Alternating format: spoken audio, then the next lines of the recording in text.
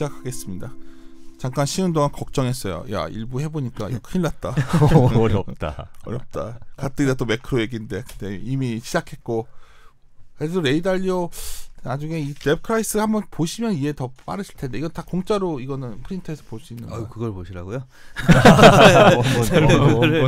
그러면 만약에 저 책 보실 거면요 앞쪽에 한 70페이지 인쇄로 하셔가지고 그것만 보세요. 뒤에는 케이스 스터디라서 몇 년도 사례 데이터를 다 보여줘요. 그러니까 제가 봤을 때는 레이달리오가 아까 최강의 에코노미스트가 얘기한 것처럼 통계 쪽에 상당히 많은 방대한 데이터를 갖고 있는 것 같아. 이게 서두에 하나만 궁금한 게 이게 약간 이제 뒤에 설명 주신 대로서 그냥 넘어가 버렸는데 그 모노폴리 있지 않습니까? 모노폴리가 굉장히 이제 인상 깊었던 이제 비유였고 그게 여기에 되게 중요한 부분에서 이제 설명을 해주셨는데 조금만 더 자세히 그래서 지금 뭐 한 절반 정도 진행을 했는데 모노폴리 사례가 요 케이스 지금 우리가 공부하는 거에 좀 어떤 시사를 좀 주시는 겁니까? 모노폴리 사례로 완전히 설명을 하기에는 왜냐하면 은행이 이자하고 대출이었기 때문에 설명이 잘 안 되는 부분이 있거든요. 근데 이런 거예요. 우리가 지금 모노폴리로 치면은 자산은 꽤 많이 가지고 있는데 그러니까 부동산 땅들은 많이 가지고 있는데 현금 부족이 나타나기 시작하는 시점이 된 거죠. 내 땅을 팔아야 되는. 내 땅을 팔아야 되는 시점이 오면은 결국에는 현금을 가진 사람이 왕이 되는 시점이 오거든요. 그게 점점 다가오고 있다라는 측면에서 받아들여 주시면 될 것 같아요. 브루마를 많이 해봤는데 막판에 저기 서울이랑 뉴욕 안 갔고 거기 현금만 있으면 결국 또 망합니다. 그건 맞아요. 그래서 걸리다 보면은 계속 결국은 그것의 결론은 사실은 땅을 갖고 있어야 된다는 결론이었는데 저는 땅은 영원하다라고 보는 사람이라서 그렇다면 하여튼간 이제 지금의 사이클은 이제 어떻게든 남의 땅에 들어갔을 때 내 걸 팔아야 되는 상황인 거고. 그렇죠. 근데 거기서 이제 은행 시스템을 얘기하신 것처럼 누군가 걸렸을 때 대출을 해줘가지고 그 위기를 잘 넘기게 하면 그렇죠. 그거야 뭐 계속 할 수 있는 거죠. 그러면 누군가 남의 땅이고 나는 거기다가 빌딩을 2개, 3개, 4개 계속 올려나가는 거잖아요. 그런 부분에서 이런 부채나 신용의 사이클이 좀 중요하다. 그렇죠. 부채하고 신용 사이클은 현대 경제를 설명하는 거의 모든 것 중에 하나라고 보시면 될 것 같아요. 그리고 그것을 좀 유연하고 적시적절하게 사용을 하면 이게 진짜 완전히 쇼크로 가는 일들을 방지를 하고 골디락스로 간다면 다시 사이클 시작될 수 있다. 그거를 그냥 단정적으로 말씀드리긴 좀 어려울 것 같긴 해요. 그러니까 뭐 다시 골디락스로 갈 수 있고 아니면은 다시 뭐 경제가 성장할 수 있고 이런 거에 대해서는 사실 연결되는 고리 뒤에 이제 다음 회에 뭐 빵이나 이런 거 들으시겠지만은 그 4차 산업의 성장성을 연결시킬 수 있느냐도 경제 성장을 추가로 할 때는 굉장히 중요한 얘기고요. 그래서 그런 거는 이 부채 사이클로만은 설명하기가 어렵다라고 봐주시면 될 것 같고 이거는 근데 제가 말씀드려야 되나 말아야 되나 좀 곤란한 게 이 자산의 재분배라는 측면에서는요.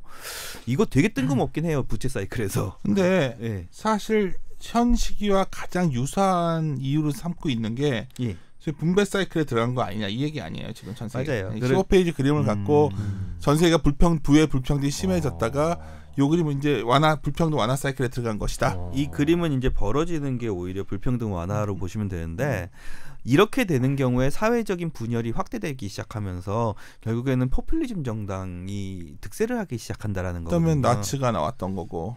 뭐 지금 우리 뭐 트럼프도 뭐 꼭 포퓰리즘은 아니지만 엄청 강한 정책 경제에 대해서 그다음에 마크롱도 있고 오송운동 같은 애들 최근에 이슈가 되는 멕시코나 브라질 같은 애들 보셔도 그런 극우나 극좌로 가는 그냥 한 극단으로 치닫는 애들이 굉장히 득세를 하게 되거든요. 근데 이게 분배 정책이 어느 정도까지는 효과를 발휘할 때까지는 정치적인 그 지지가 이어져요.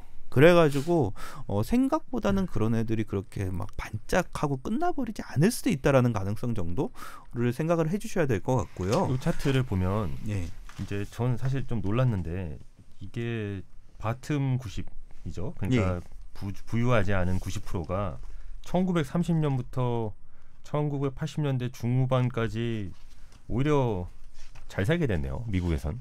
그죠? 그때는 잘 살게 됐죠. 그리고 사실 저는 인류의 역사와 함께 이제 자본주의 역사와 함께 부의 불평등은 계속 우상향 하는 곡선으로 생각을 했거든요. 근데 제가 생각하고 있는 상식은 1990년도 이후부터네요.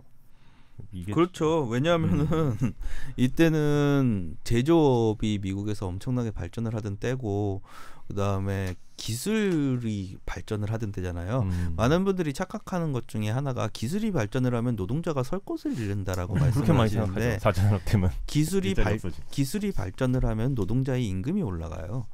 그다음에 생산을 해야 되는 생산의 그 효율성이 올라가거든요. 그렇게 되면서 사회에 분배할 수 있는 자본들이 늘어나기 시작하면서요. 결론적으로는 밑에 있는 계층으로의 자본 유입이 더 빨라지게 됩니다. 그게 원래 기술혁명, 산업혁명의 근본 원래 그 역사적인 모습이고요. 그 1980년 지나가면서부터 이렇게 되는 거는 사실은 그런 부분도 있어요. 경제가 발전을 그렇게 제조업으로 발전을 못하다 보니까 결국 금융으로 막 뭘 해먹었잖아요.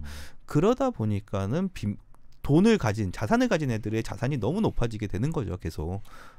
쉽게 말해서 70년대 포디즘 같은 체제로 오다가 한계에 왔던 거죠. 50년, 60년대 혁신이 와가지고 달나라에도 보내고 막 그렇죠. 그래서 이제 혁신이 와서 어쩌면 굉장히 사회가 좀 불평등이 완화되고 이러다가 신자유주의 이후에 또 80년 이후에는 다시 확대되는 사이클로 갔다가 다시 그 사이클로 혁신으로 간다는 네, 저는 그러니까 이 1940년 이후의 변화가 꼭 분배 정책 때문인지 아니면은 제조업이나 산업혁명 때문인지는 모르겠어요. 그거는 이게 뭐와 다른 거냐면 30년이냐 50년이냐가 여태까지 열절 따라오셨다면 30년대 후반이면은 한 번에 큰 어떤 분기가 있는 거고 이게 아까 말했던 것처럼 이번에 대공황의 경험을 살려가지고 그런 좀 우리가 실수를 줄여와서 50년대로 왔다면 50년대가 뭐냐면 그 세계대전 이후에 굉장히 기술 부채 증가하기 시작하는 그 신기여서 지금 부채가 많이 늘어나 있냐 아니냐에 대한 고민이 굉장히 혼재되어 있는데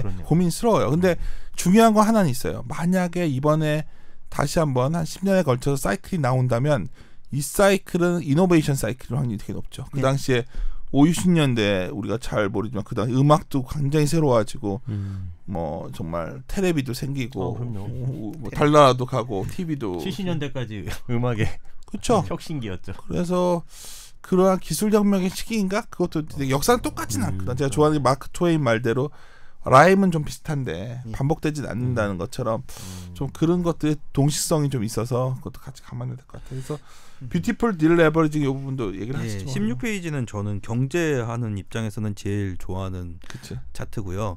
뭐냐면은 그냥 차트 보시는 것보다는 이렇게 생각하시면 될 것 같아요. 금융 위기의 본질이라는 거는 우리가 지금까지 카드나 이런 걸 사용하든지 대출을 이용하든지 신용을 이용해서 돈을 써왔잖아요. 근데 그게 이제는 더 이상 이어지지 않을 거라는 불안감이 금융 위기를 처음에 불러오기 시작하거든요. 그러면은 2008년, 9년 되면서 가장 큰 문제가 됐던 거는 신용이 점점 줄어드는 거잖아요. 신용이 점점 줄어드는 그림이 나오기 시작하면서 그걸 어떻게 막느냐 하는 얘기가 나온 거거든요. 그거에 대해 가지고 레이 달리오가 한 얘기는 경제학적으로 신용을 통한 1달러 소비하고 현금을 통한 1달러 소비는 결국에는 경제에서 1달러 소비로 동일하다라고 얘기를 하는 거예요.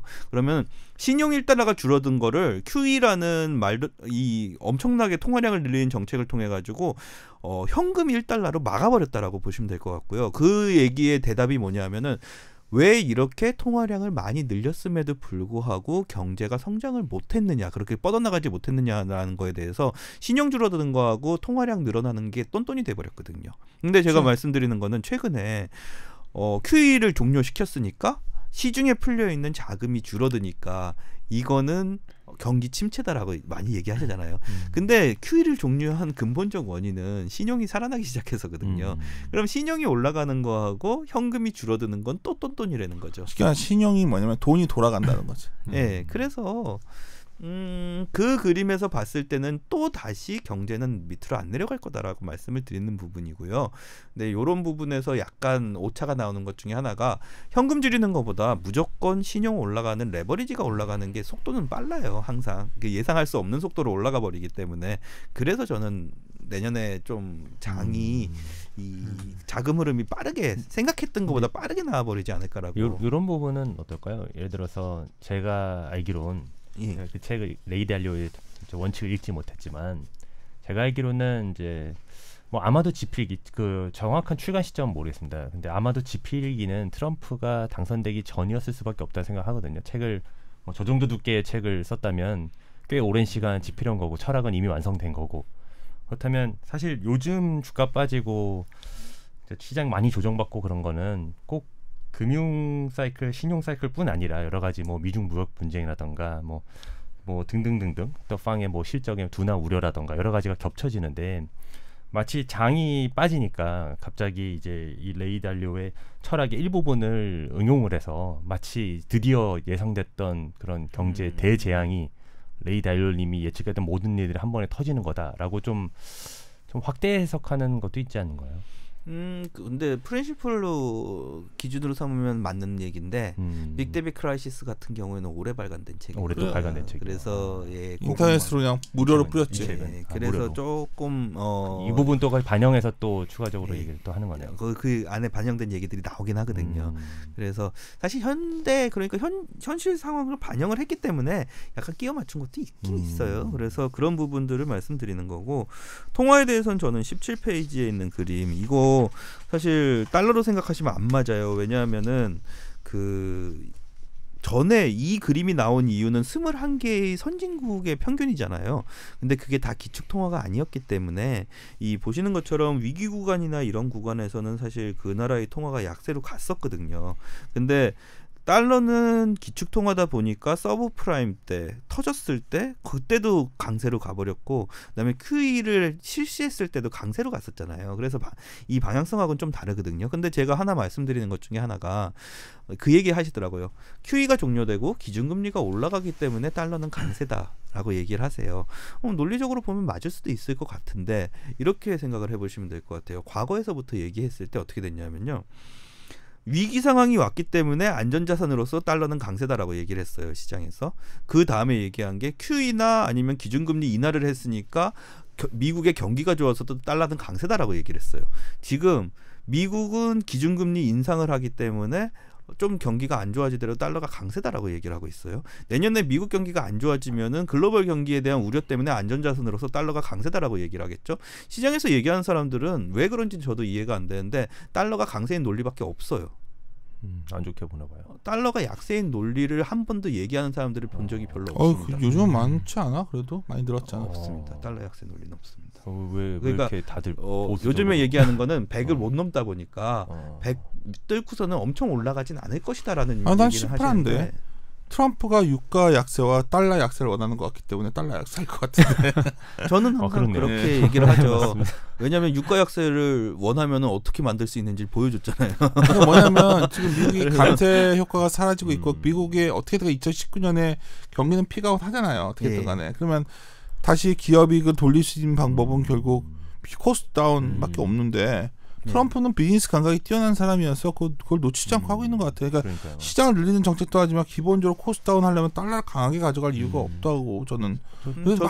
아니야 주식쟁이들은 이 얘기 많이 하는데 이건 베이스가 그런가? 달러를 약세로 본다라고 그러면은 유로화를 강세로 보셔야 되는 건데 유로화를 강세로 보는데 유로존 경제가 안 좋아진다라는 얘기하는 게 그건 논리가 맞다. 왜냐면 맞고. 사람들이 진정한 비관론자들은 지금 유로존 붕괴를 얘기하고 있기 때문에 거기다가 이머징 경제가 좋다라고 얘기를 해야 되는데 그렇게 되면 이번에 제일 독특한 게 뭐냐면 아까 장당이 금자 역전할 때 좀 복잡하실 것 같아서 얘기를 했는데 그날 이후에 제일 웃겼던 게 엄청 엔화가 강해요 지금. 이게 엔화가 왜 강한지를 잘 생각해봐야 돼요. 이게 어쩌면 그렇게 했던 상품들이 어떤 투자들이 약간 스텝이 꼬였어. 어제 주식 급락은 어쩌면 엔화 포지션들 정리되면서 막 이렇게 그런 것들 된 것 같아서 하여튼 쏠쏠하고 있습니다. 어쨌든 아까 송치호 연구원 얘기했던 거 18페이지 봐주시면 그거랑 연관된 건데 이게 제가 만든 표가 아니라 이제 레이 달리오가 여러 가지 이제 글들을 써놓은 거를 정리를 한 거예요.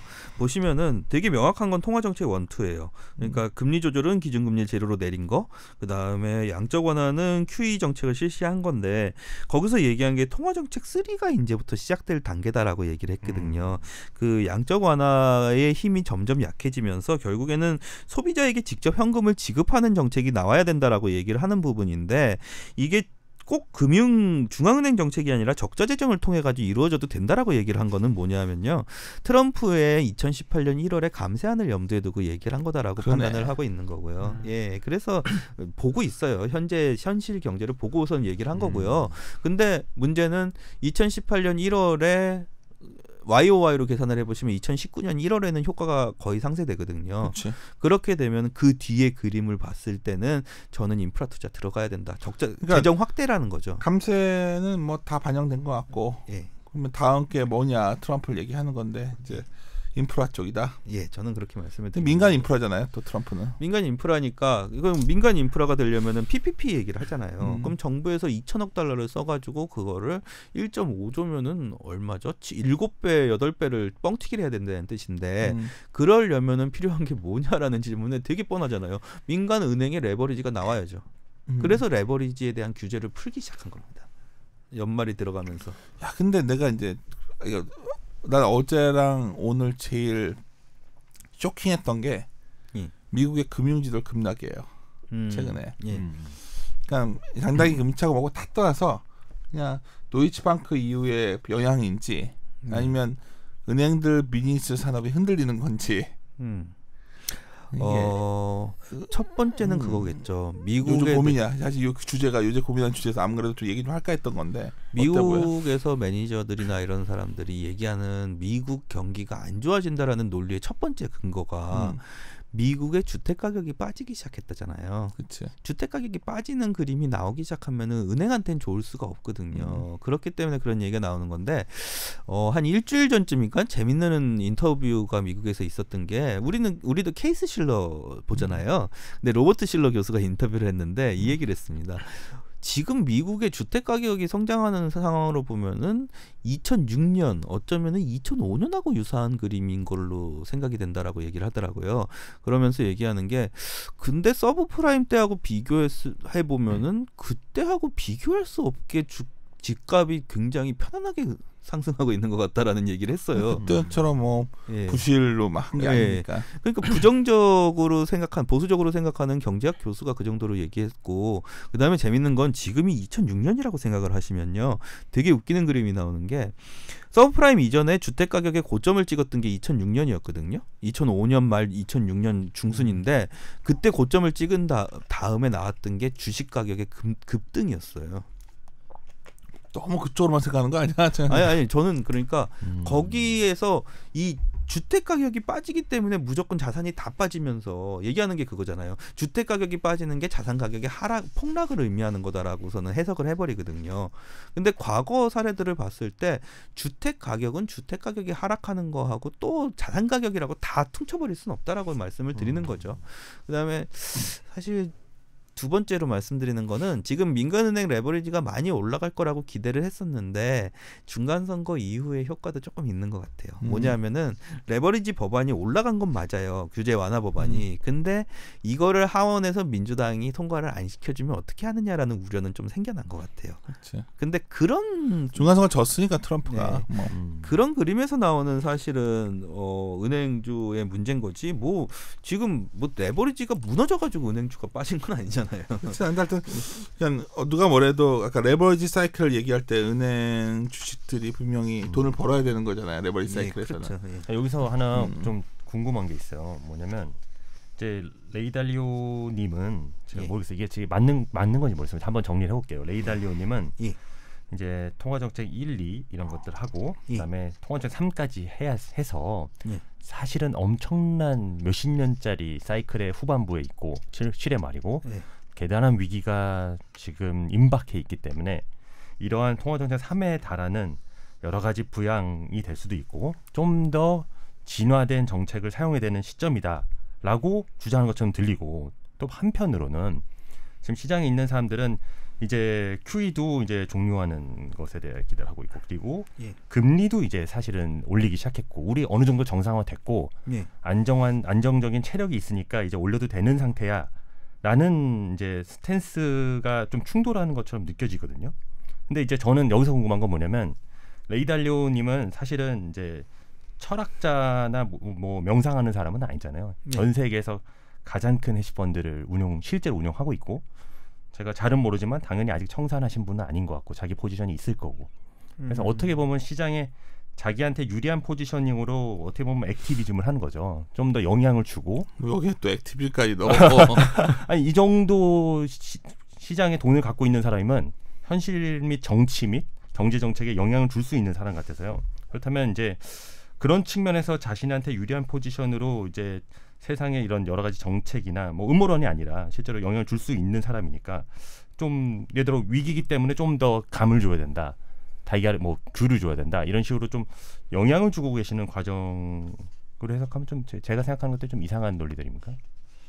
뭐 주고 싶으면 줄 수도 있겠죠. 근데 사실은 그거를 제가 그게 맞습니다 아닙니다라고 얘기하려고 아닌데 어려운 것 같아가지고 너무 위기를 너무 조장 뭐 얘기하시는 게 그거랑 똑같은 거예요. 골드만삭스 왜 맨날 유가 틀리냐 그러면은 반대 포지션이 있어서 그렇다라고 얘기하는 거랑 같은 소로스가 맨날 환율 갖고 공격했다 이 얘기인데 그럴 수도 있고 그건 알 수 없지. 그건 알 수가 없어서 다만 그 충돌이 있는 건 맞습니까? 예를 들어 시장에 있는 참여자들은 경제가 견전하니까 여러 가지를 하는 거다라고 생각하고 레이 달리오님은 아니다. 지금 되게 위험한 시점이다. 그건 잘 모르겠어요. 그게 맞다라고 말씀드리기에는 의외로 레이 달리오가 지금이 되게 위험하다 이런 스탠스를 하는 사람이 아니니까. 7회라는 게 7, 8, 9회가 남은 건데. 그러면 전체 야구의 3분의 1이에요. 1938년 비슷하다고 했는데 그러니까 이게 자꾸 우리가 이제 그 레이 달리오 하면은 그 동영상이 워낙 많이들 돌아가지고 한 번씩은 다 봤기 때문에 그렇죠. 이제 부채가 커졌다가 이제 크레딧 터지면 끔찍한 내용이에요. 민스키 모멘텀처럼 많이 해석들을 한단 말이에요. 근데 약간은 저희들이 잘 몰라요. 저도 모르겠는데 우리끼리 스타디움 바로는 그렇게 했다기보다 여러 가지 통계적인 데이터를 놓고서 이럴 수도 있고 저럴 수도 있고 뭐 이런 스타일이지 막 뭐 공식으로 해가지고 이런 예측은 아니고 그러니까 어떻게 논리학으로 보면 뭐지 데이터를 모아가지고 증명하는 스타일이라고 해야 되나? 추론은 지금부터 조금 이제 좀 바꿔서 인플레이션 버블은 뭘 생각하시면 되냐면요. 이게 이머징 쪽 얘기잖아. 이머징 얘기인데 재밌는 건 이거예요. 버블이 나오는 과정은 똑같아요. 경기가 좋아지면서 자산 가격이 올라가기 때문인데 인도를 생각해 보셔도 그렇고 우리나라 옛날을 생각해 보셔도 그렇고 중요한 거는 이머징 국가는 외부에서 부채를 가져와서 그걸로 인프라 투자를 해서 경제 성장을 이끌어내는 거거든요. 그러면은 경제가 성장을 하면 할수록 결국에는 외채의 비중이 올라갈 수밖에 없어요. 그러면 그게 결론적으로는 뒤쪽으로 가다 보면은 외채 비중이 올라가 있으니까 어느 순간부터는 더 이상 성장 안 할 수도 있겠다라는 생각이 들면 외국에서 자금이 안 들어오기 시작한단 말이에요. 그게 경제를 흔들기 시작하는 원인이 된다라는 거고요. 아까 디플레 버블 같은 경우에는 서브프라임 모기지 사태처럼 그 미국 국내에 있는 사람들이 부채를 늘려가지고 집값을 올린 거잖아요. 그래서 그 부채의 그 주체가 그 국내의 달러 표시 자산으로 돼 있느냐 아니면은 외부에서 들여온 그 부채냐가 근본적인 차이점이라고 봐주시면 될 것 같고요. 그렇기 때문에 인플레이션 버블에서 얘기하는 건 디플레이션 버블에서 아까 말씀드렸던 게 기준금리 인하나 QE 같은 정책을 굉장히 빨리 펼쳤기 때문에 빨리 벗어났다라고 그랬잖아요. 근데 인플레이션 버블에서 얘기하는 거는 이머징 국가는 이런 위기 상황이 왔을 때 아무 정책도 안 하는 게 최고의 정책이다라고 얘기를 하는 반대 포지션이라고 보시면 돼요. 슬픈 얘기죠. 왜냐하면은 슬픈 얘기죠. 외국에서 돈이 들어올 때 이게 근데 우리나라에서 계속 얘기하는 내외금리차하고도 연결이 되거든요. 금리를 올려주는 게 그 나라 통화의 외국인 입장에서 봤을 때 이 25bp 올려주면 그게 얼마나 매력적으로 보일 거냐라고 물어보는 거거든요. 통화가 약세로 가다가 더 이상 이 나라 통화는 약세로 못 갈 것 같다라고 생각이 들면은 그때부터는 자동으로 돈이 들어온다는 거죠. 금리가 낮더라도. 그래서 그거를 통화가 약세로 가는 시간을 길게 늘려가지고서는 도대체 뭘 하려고 그러는 거냐라고 얘기를 하는 거고요. 한 방에 끝내고 한 방에 다시 살아나라 이 얘기를 하는 거예요. 그래서 인플레 버블은 사실은 뭐 그렇게까지 길게 말씀을 드릴 만한 내용은 아닌 것 같고요. 아까 이제 좀 궁금해하셨던 게 22페이지를 넘어갈 수 있죠? 넘어가는 것.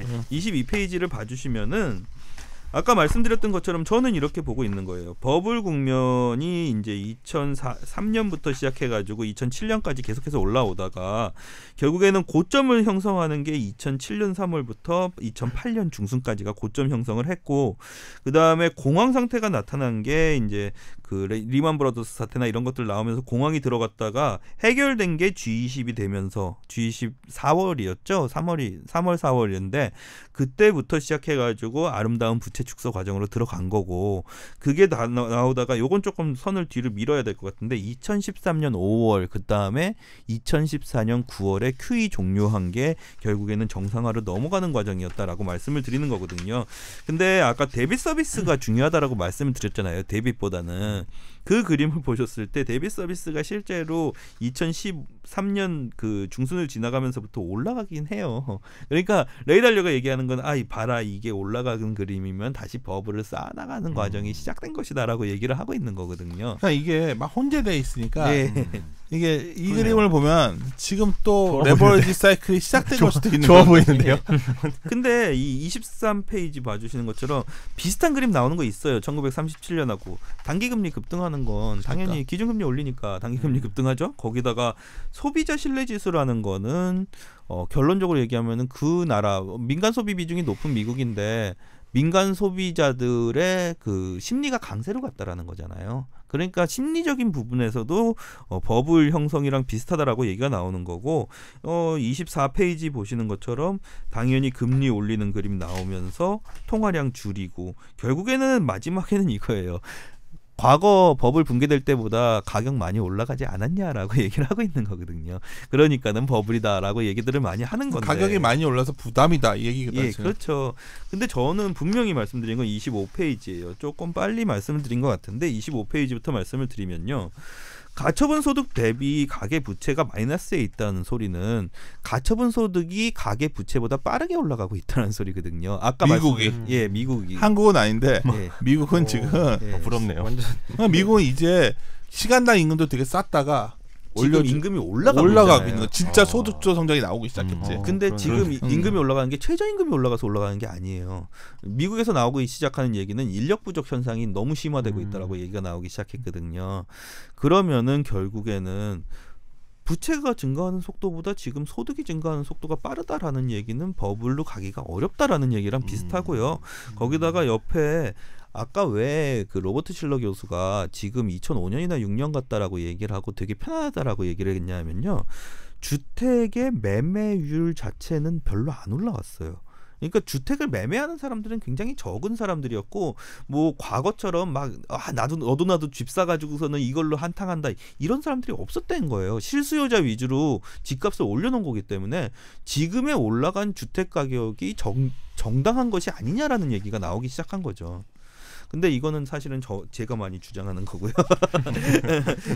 26페이지 봐주시면은 하나만 생각하셔도 될 것 같아요. 그러니까 딴 거하고 비교했을 때 하나만 보시면은 99년하고 2005년 6년에 장단기 금리차 마이너스로 갔었잖아요. 근데 위쪽의 차트에서 보시면은 MSCI 월드 지수가 마이너스로 간 다음에 상승하거든요. 그러니까 저는 사실 이게 장단기 금리차가 마이너스로 간 다음에 분명히 그 뒤에 한 6개월, 1년 정도 시점이 지나면은 경기 침체에 대한 얘기가 나오기 시작해요. 근데 아직까지는 마이너스로 가지도 않았고요. 마이너스로 가는 데까지 보통 반년, 1년 더 걸리고요. 거기서부터 한 반년에서 1년 정도 지나야지 안 좋은 얘기가 나오기 시작하거든요.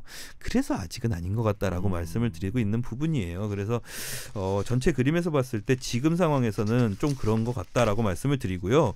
재밌는 거 아까 제가 37년 아니라 50년 같다라고 말씀을 드렸잖아요. 50년이 되면 어떻게 되냐면은 27페이지 봐주시면은 왼쪽 그림인데 37년은 부채가 내려가는 그림이거든요. 토탈 론이 줄어드는 그림인데 웃기는 거는 이 당시의 그림 중에 하나가 이 브로드먼이라는 게 빠지는 그림이 나오면서 50년에 부채는 증가하는 모습을 보여주거든요. 사실 브로드먼이가 뭐야? 그냥 그 M3라고 생각하시면 되는데 광의의 통화라고 생각하시면 될 것 같아요. 그래서 이 그림이 지금 아니냐라고 말씀을 드리는 거죠. 통화량은 줄어들고 있는데 부채는 증가하는 사이클. 그 그림이 지금 나오고 있는 거 아니냐라는 거라서 저는 오히려 2018년부터 미국을 기준으로 말씀을 드리는 거긴 하지만 대출이 다시 증가하기 시작하는 부채가 다시 증가하는 그 사이클로 들어갈 거라고 말씀을 드리는 거고요. 실제로 이 오른쪽에 차트 보시는 것처럼 미국 산업은행 자산 중에 이게 안 나왔네요. 자산 중에 대출 비중이에요. 75년부터 사이클로 옆으로 보시면은 평균치에 대비해가지고 지금 너무 낮은 상태예요. 은행에 대출이 없다라는 거는 레버리지가 없다라는 소리랑 같은 거고요. 그 얘기는 버블이 없다라는 거하고도 연결이 돼요. 레버리지 사이클 크게 안 일어났으니까. 예, 그러니까 저는 오히려 지금부터 레버리지가 일어날 사이클이라는 거고요. 1937년으로 비교해 보시면 딱 두 개 보시면 돼요. 37년은요. 뉴딜 정책을 2번, 그러니까 재정 정책 확대 정책을 2번 펼친 다음에 그게 그 다음에 더 이상 펼칠 게 없으니까 재정을 약간 축소되는 구간이 있거든요. 재정 지출이. 근데 지금은 2019년부터 시작해서 재정 적자가 확대되기 시작하는 본격화되는 구간이에요. 거기다가 두 번째는 민간 금융의 규제가 1937년은 거의 최대치예요. 규제가 시작되는 단계거든요. 근데 2019년부터는 대통령은 어떻게든지 간에 민간 금융에 대한 규제를 완화시키려는 구간이잖아요. 그러면은 중앙은행 정책이 비슷하기 때문에 그때하고 같은 사이클이다라고 얘기를 했지만 재정 정책하고 거기에 민간은행에 대한 움직임은 완전 반대거든요. 그러면은 이거는 37년하고 비교할 수 있는 그림이 아니다라고 말씀을 드리는 거예요. 그래서 이거는 저는 솔직히 말해가지고 레이 달리오가 굉장히 이제 통계 쪽에 치중해 있고 그다음에 과거의 데이터들을 가져와 가지고 비교 분석들을 하는 분들이 있으니까 유사해 보이는 것처럼 나올 수는 있지만은 결국에는 정치나 아니면은 그 지금의 경제 상황이나 이런 것들을 다 세부적으로 보면은 비교할 수 있는 구간은 아니다라고 말씀을 드리고 있습니다. 사실 이거 말고 PT 자료에는 그래서 우리 오히려 그냥 유사한 구간으로 우리가 우리 하우스에서 우리 하우스의 생각이죠. 뭐 예. 파카는 오히려 50년대 이후 사이클 그렇죠. 그걸 많이 보고 있어요. 그래서 그거는 사실 오늘 시간에 넣지는 않았는데 그 부분도 저희가 이후에 한번 시간 되면 참고하도록 하겠습니다. 저 하나만 이제 네. 최근에 그래서 무료로 배포한 책도 있으시고 레이 달리오님께서 예. 그러면 트럼프 및 트럼프 정책에 대한 평가가 혹시 있나요, 이분이? 그 안에요? 또는 뭐 인터뷰하신거나 여러 가지 트럼프에 대한 정책적인 내용은 별로 없고요. 중앙은행 이건 부채 사이클이니까 중앙은행의 정책에 대한 얘기들은 있는데 중앙은행 정책에 대해서는 지금에 하는 정책 요번에 서브프라임 이후 정책에 대해서는 긍정적으로 평가하고 있습니다. 예. 그리고 그 세 번째 스텝의 단계들을 보면 사실은 뭐 인프라 투자라던가 이런 부분은 어떻게 보면 그러니까 이게 어떤 식으로 표현이 됐냐면요. 단어로는 세 번째 통화 정책부터는 말은 통화 정책이지만 그게 단순히 중앙은행의 통화량 증가로 나타날 필요는 없고 재정의 확대나 이런 부분을 통해 가지고 그 돈이 더 늘어날 수 있는 그림이 나올 수 있으면 그게 세 번째 통화 정책이라고 할 수 있다. 이런 식으로 나옵니다. 오늘 좀 이제 저는 전혀 이거 모르고 이제 들어봤는데 이게 그러니까 이렇게 생각하면 맞는 건가요? 개인 투자자도 이렇게 생각하시면 될 것 같긴 한데. 이제 아까 말씀하신 대로 결국 버블이라는 거는 이제 부채가 이 레버리지 때문에 발생을 한다고 하셨잖아요. 그래서 그렇죠. 소득보다 이 부채가 많이 늘어날 텐데 아까 설명하신 대로 미국은 어쨌든 소득이 크게 성장하고 있는 단계니까 지금 시장이 뭐 꺾였어도 이게 뭐 버블이 터졌다. 이렇게 볼 필요는 없고 근데 향후에는 이제 이런 것들이 부채가 지금 증가하는 속도나 이런 걸 보면 발생할 수 있다. 이렇게 그렇죠. 버블이 발생할 수 있다. 그러니까 지금은 아니지만 향후에 발생할 수 있기 때문에 지금 뭐 너무 걱정하지 말자. 이렇게 좀 생각을 해도 한국이 걱정이죠. 한국이. 네, 한국은 이게 연결이 안 되는 그림이라서 한국은 안 되는데. 근데 그냥 주식시장에서 그냥 하시는 분들은 되게 그 편한 표현들 있잖아요. 지금의 조정은 가격 조정인 거고 그다음에 뒤쪽에는 레버리지 사이클이 들어가니까는 버블이 나올 수 있는데 그 이후에 나오는 버블 이후에 경제가 성장을 못해가지고 나오는 거는 금융위기겠죠. 그래서 지금 상황은 위기 상황이라고 얘기할 수는 없는 거다라고 보시면 될 것 같아요. 알겠습니다. 오늘 좀 어려운 얘기여서 걱정도 했지만 15회 뭐 이후에 한번 레이 달리오 책은 다 뽑아서 보실 수 있으니까 한번 보시고 아니면 원리라도 한번 읽어보시면 괜찮습니다. 처음엔 지루하지만. 그러면 이쪽에서 마무리 짓도록 하겠습니다. 이리온다. 이리온.